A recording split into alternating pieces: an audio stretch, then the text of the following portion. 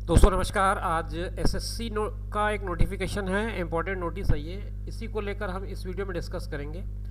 दरअसल इस नोटिफिकेशन में एसएससी ने जो सीजीएल का टीयर 2 है, टीयर 2 का एग्ज़ाम जिन लोगों ने दिया है उसके लिए एक जानकारी चाहिए, तो हम उसी पर बात करते हैं एक एक करके। ये नोटिफिकेशन है एसएससी का, जिसमें वो लिखते हैं द कैंडिडेट में please refer to the notice of combined graduate level examination 2023। CGL 2023 के पब्लिश्ड नोटिफिकेशन के बारे में वो कहते हैं on the website 3rd of April the staff selection commission conducted the combined graduate level examination tier 1 2023 in the computer based mode। ये CBT mode पे हुआ था आपका टीयर 1, और उसका रिजल्ट जो है वो डिक्लेयर कर दिया गया था 19/9/2023 को। ये रिजल्ट डिक्लेयर करने के बाद शॉर्ट लिस्ट किया गया था टीयर 2 के लिए कैंडिडेट्स को, और टीयर 2 का जो एग्ज़ाम है 26/10 से लेकर 17/10 तक ये एग्ज़ाम पूरा हो गया। Before the declaration of final result, अंतिम परिणाम जारी करने से पहले option cum preference for the post public departments are required to be submitted. Final result इनको डिक्लेयर करना है, मगर उसके पहले आपकी जो चॉइस है, जो आपका ऑप्शन है, जो आपके प्रीफरेंस हैं, वो जानना ज़रूरी है कि आप किसको प्रीफर करेंगे, कौन से पोस्ट को, कौन से डिपार्टमेंट को। तो for those candidates who have appeared in tier 2 examination, accordingly all candidate who have appeared in tier 2 are advised to submit their option cum preference for post public department for CGLE 2023 through this their respective candidates login। आप candidate login पे जाकर के ये काम कर सकते हैं on the website of SSC, wherein a tab of submission of option cum preference for post public department will be activated on 18/11। आज 18/11 से वो टैब एक्टिव हो गया है, which will remain active during the period of 18 to 26। 18 से 26 तारीख तक ये जो टैब है वो ओपन रहेगा। वहाँ जा कर के आप अपनी चॉइस, अपनी प्रीफरेंस ज़रूर नोट करें, ताकि जिस पोस्ट पर या जिस डिपार्टमेंट पर आपकी प्रायोरिटी है वो बोर्ड को पता चले, वो कमीशन को पता चल सके। तो एसएससी ये चाहती है कि आप अपना प्रीफरेंस जो है वो 18/11 से लेकर के 26/11 के बीच एसएससी के जो वेबसाइट बताई गई है, जो लिंक बताया गया, जो टैब बताया गया है, वहाँ पर जाकर रजिस्टर्ड करा दें। कैंडिडेट में please note that the option cum preference can be revised only during the अफोसेट पीरियड। ये जो टाइम पीरियड बताया जा रहा है आपको 18 से 26 का, इसी पीरियड में आप इसमें कोई भी चेंज या रिवीजन कर पाएंगे। And option cum preference last submitted by the candidate will be treated as final.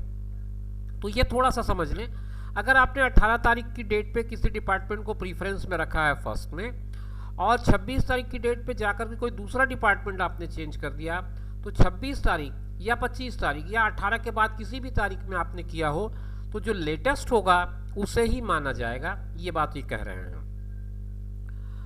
आगे वो लिखते हैं candidate who fail to exercise their option cum preference during the अफोसेट period shall not be given any further opportunity for submission of their option cum preference, and such candidate will not be considered for inclusion in the final merit list of final selection।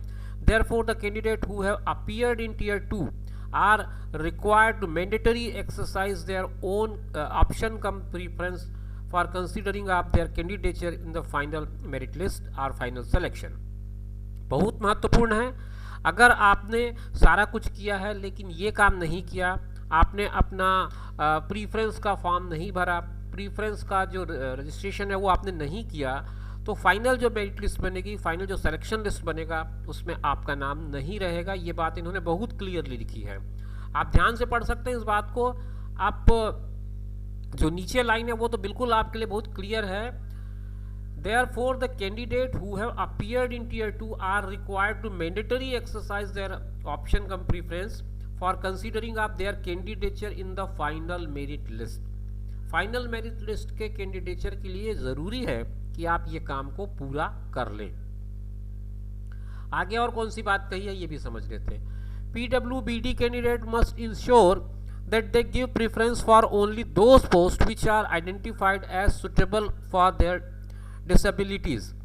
जो disabled candidates हैं, दिव्यांगजन हैं, वो इस बात को note करें कि जिस जिस कैटेगरी के लिए उन्होंने एप्लीकेशन दिया है उसमें जो फिजिकल डिसेबिलिटी के बेसिस पे जो भी फील्ड बताए गए हैं उन्हीं का अलोकेशन करें। Allocation of post will be made as per the provision of the notice of examination on the basis of merit cum preference of the post.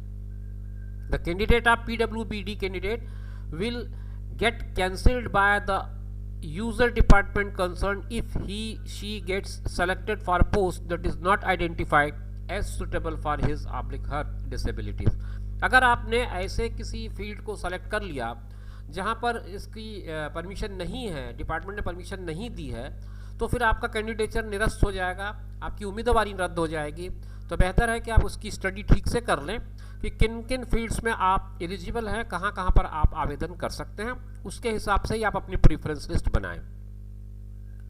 Before exercising their preference for the post, candidate must go through the notice of examination.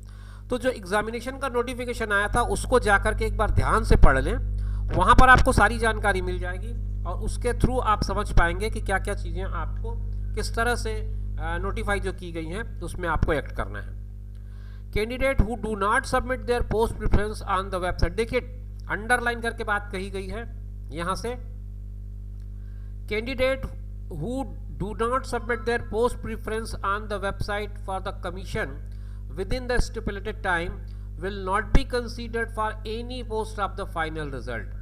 अगर आपने ये exercise नहीं किया तो आपका कुल मिलाकर के किया धरा 0 हो जाएगा और आपकी लिस्टिंग में नाम नहीं आएगी।